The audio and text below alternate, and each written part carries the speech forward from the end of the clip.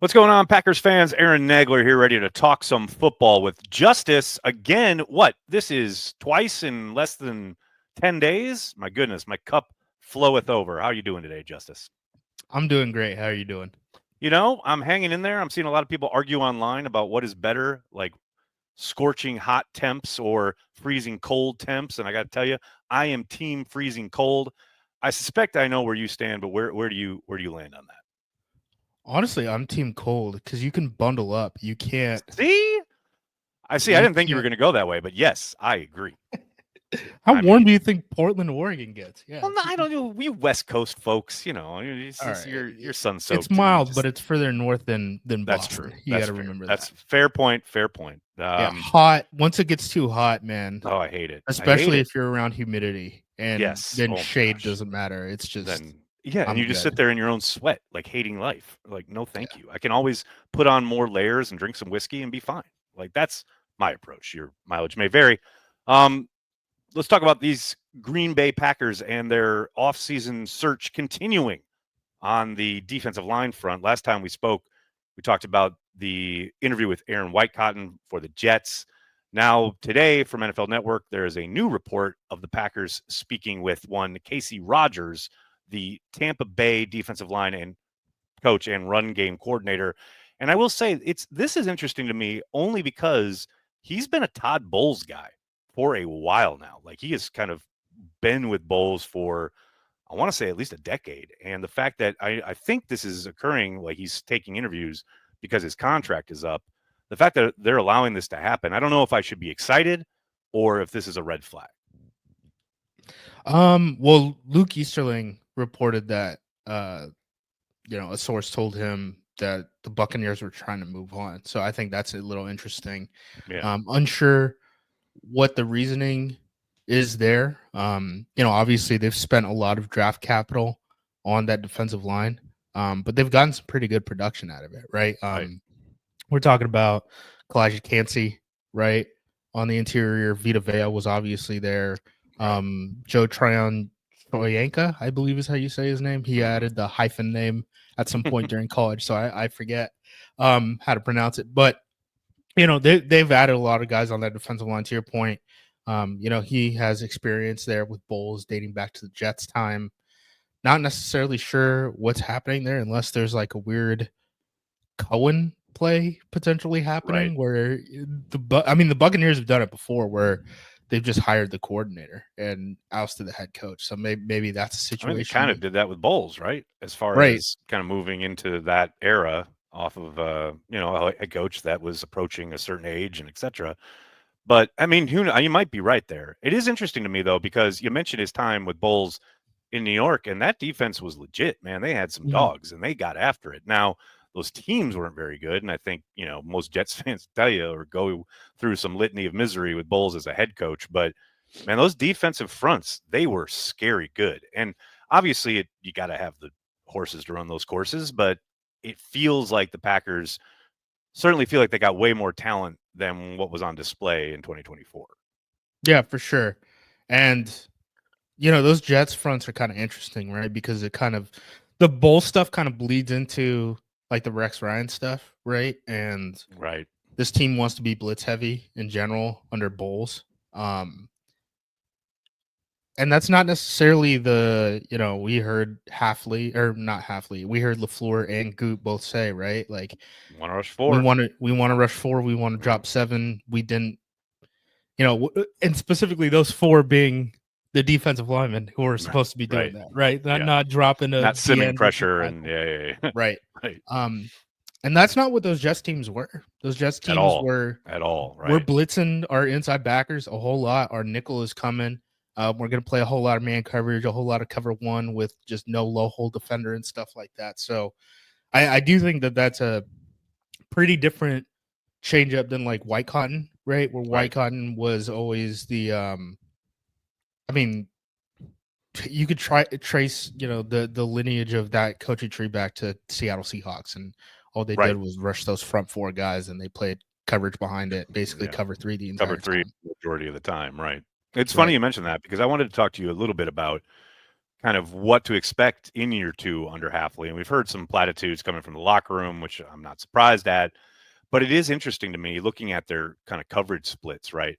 First of all, man, we as a society have to get back to playing 2-man. The 2-man across the league is way down. But like the Packers, according to some metrics, depending on who you're looking at, you can make the argument that they did not run a single snap of 2-man in 2024, which is kind of mind-blowing to me for a team that does want to rush 4. I get you got to mix up coverages. I would think one of those in the mix, even for a handful of snaps, would be 2-man.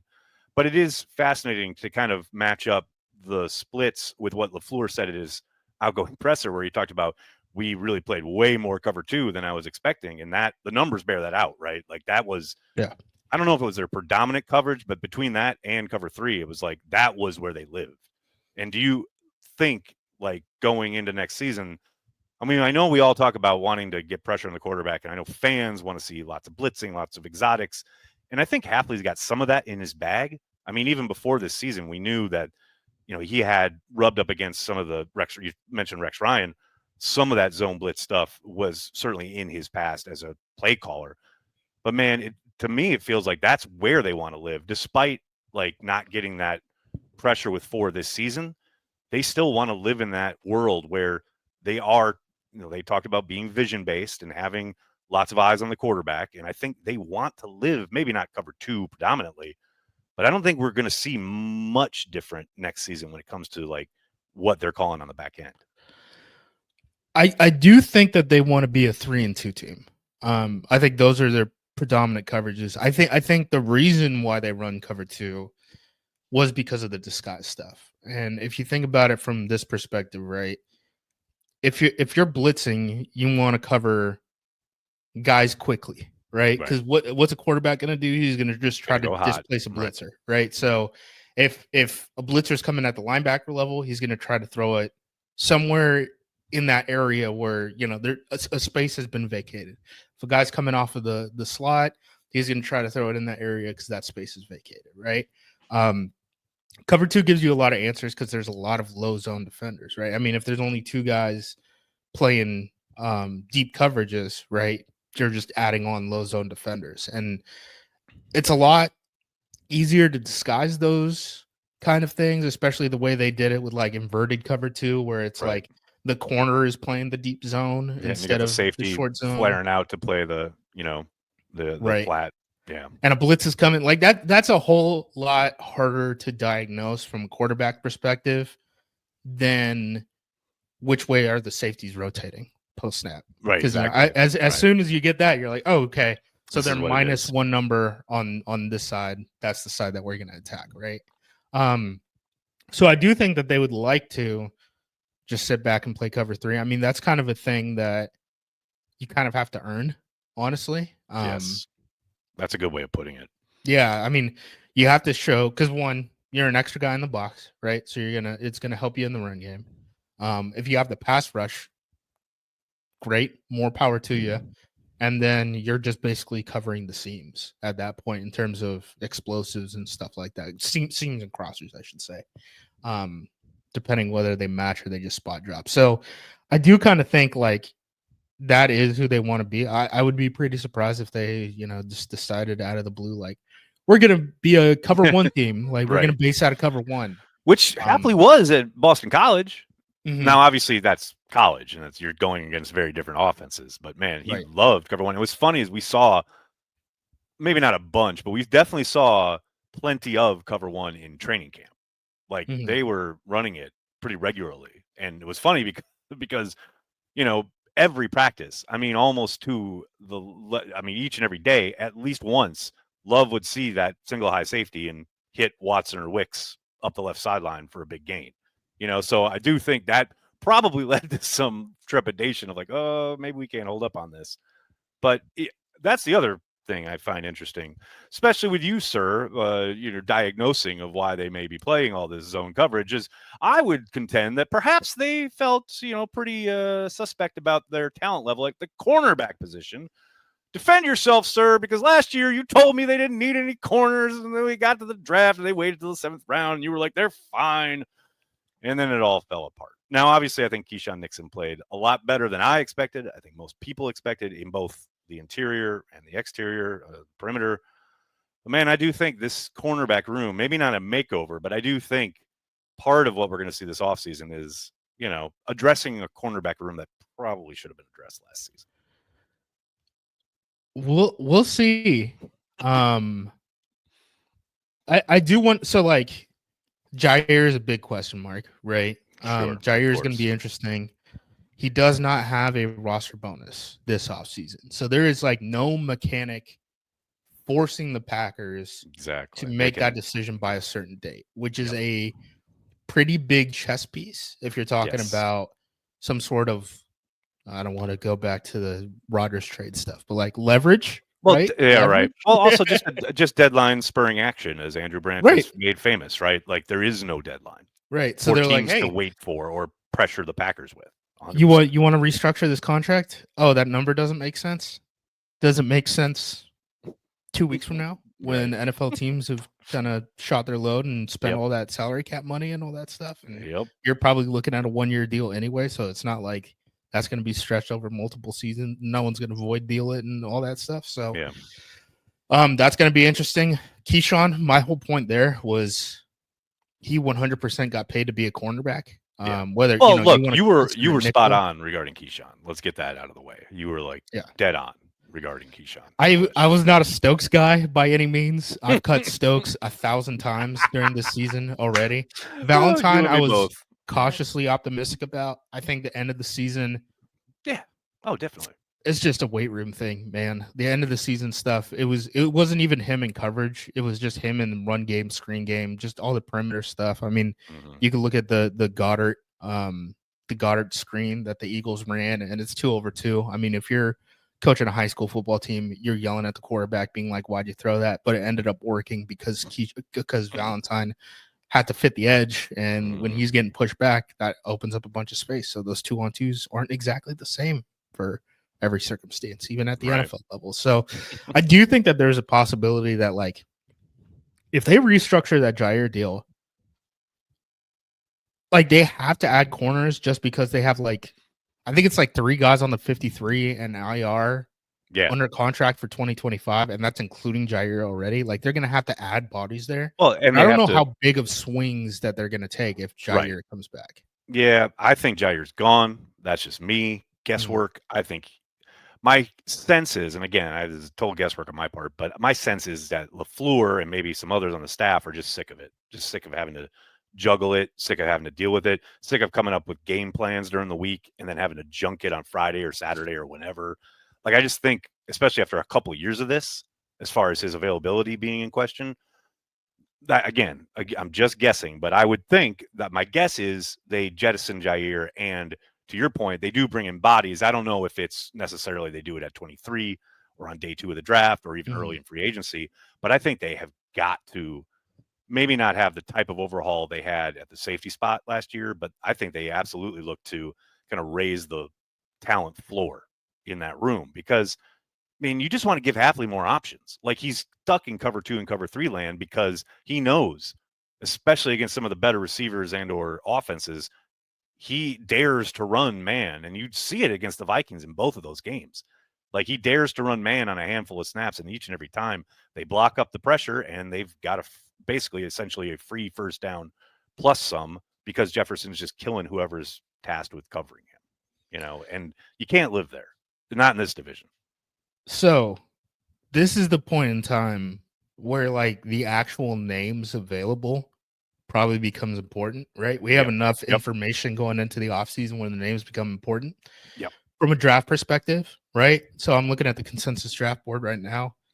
3 guys who are expected to be picked in the top, or 4 guys expected to be picked in the top 40. Travis Hunter and Will Johnson are both projected to go top 6. Maybe they're available for the Packers.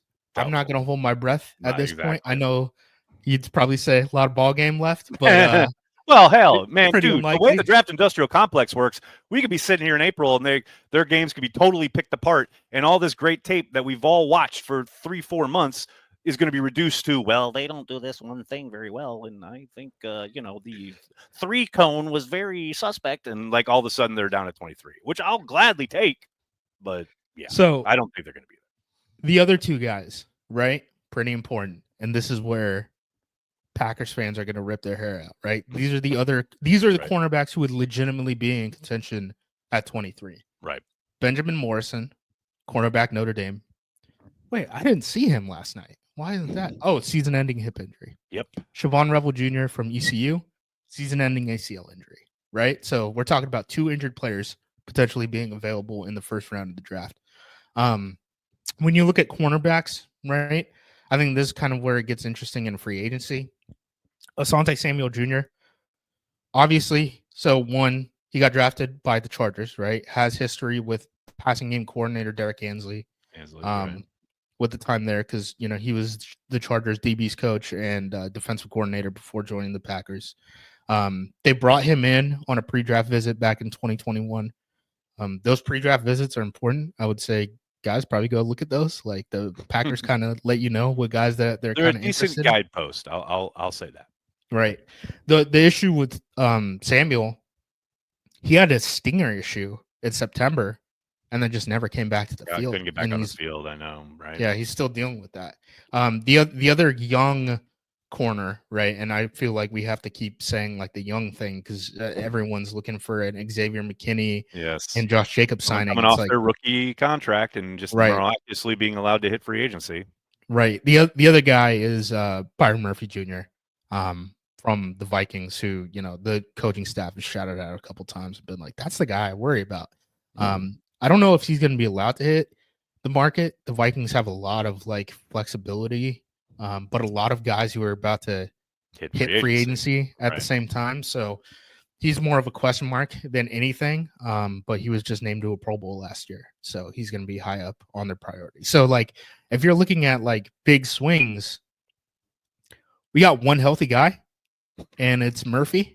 Right. And the Vikings are probably going to try to re-sign him. So I think that's worth keeping in mind when we have these conversations about cornerbacks. It's going to be like, well, who's available, right? Because Jaire, when he is on the field, does impact this team. I mean, the completion percentage drops 10% when he's on the field. They go from, one of the most meh pass defenses to a top 3 pass defense in terms of just efficiency when Jaire is on the field. Right. And that was just this past season, right? So, which is literally why I made a video. It's on this channel that you can watch called "Don't Give Up on Jaire Alexander Just Yet." And then 3 weeks later, I was like, "Yep, it's probably time to give up on Jaire." The weird thing with Jaire, right? Yeah. So he re-injured himself by trying to enter action again too early. Right? Do you hold that against the guy? Yes. He came off the bye week and he played, I think it was 10 snaps, 11 snaps, and then he was done. He pulled himself. And these injuries are non-correlated, which is the big thing, right? It's not, it's not the Christian Watson hamstring stuff where, the stuff kept happening over and over again. It's same stuff. He has a shoulder injury and then he has a knee. Like, I don't know how those are correlated. I mean, I guess you could make the case just like everything's connected, Justis. Right. He's overcompensating. Yeah, I guess, but no, I hear you. But it is, like I said, supremely frustrating if you're a staff and you're putting together that plan and he's legit a full participant for a week. And then on Saturday, you find out he's not playing. But how many starting caliber outside corners do you need? Because Valentine can at least dabble. Nixon's going to be a starter next year, right? And then in the slot, you're not worried about those guys playing in the slot anymore. Well, and plus you've probably got Bullard in the slot. Yeah, right, exactly. So you got 3. That's my point about the floor, right? Corners. That's my point about the floor. Like because injuries, and it's just the nature of the position. Because we're talking about 3 dudes here, and then like if you go to dime or something more, like you've got more bodies on the field in certain passing situations, and then all of a sudden you suffer an injury or two. And we kind of joked about it last year when the Rasul trade happened, right? Like the beginning of the season, it was all like, how are you going to work all these guys onto the field? And it was like, oh, champagne problems. And then there was like, Jaire got hurt. They traded Rasul, and all of a sudden there was like, Ballantyne and Valentine for a good long stretch. So that's my point about like the floor has to be higher. Like they just have to be better. And I mean, shit, you could probably say the same thing at offensive line after that Philly game, but that's a whole nother discussion. Let's real quick, let's touch on the offensive side. I did want to kind of throw this at you because I've seen this on a few different occasions. I know we wrote about it at Cheesehead TV. What would you do, GM Justis, if a team inquired about Malik Willis? Obviously, he's got another year on his deal. You saw how insanely valuable he was to the Packers this season. But, dependent on the compensation, maybe Brian listens to something like that. Well, where would you land on that? Yeah, I think the compensation matters because I don't think that you're looking at a draft pick this year. This quarterback class is not very good. Even some of the guys, like people talk about Quinn Ewers' potential, end of the first round, early second, and I'm like that. I don't know if that guy can play. Madness. So I think you would be looking at the veteran quarterback market. One of the reasons that the Packers were in the position that they were in, really the past 2 seasons when they drafted Clifford and that could have gotten really weird. Like people didn't think Clifford was going to get drafted at all, and he could have potentially started games for the Packers. He was one injury away. Madness, right? They were really pressed by the cap, and that's not a situation that they're in anymore. So having a backup quarterback on this cheap deal probably matters a little less in 2025 than it did in 2024 or 2023. So yeah, if the compensation sounds right, then do it. I don't know what it would have to be. The fact that they got him for a 7th, would probably suggest they'd take a 6th or a 5th.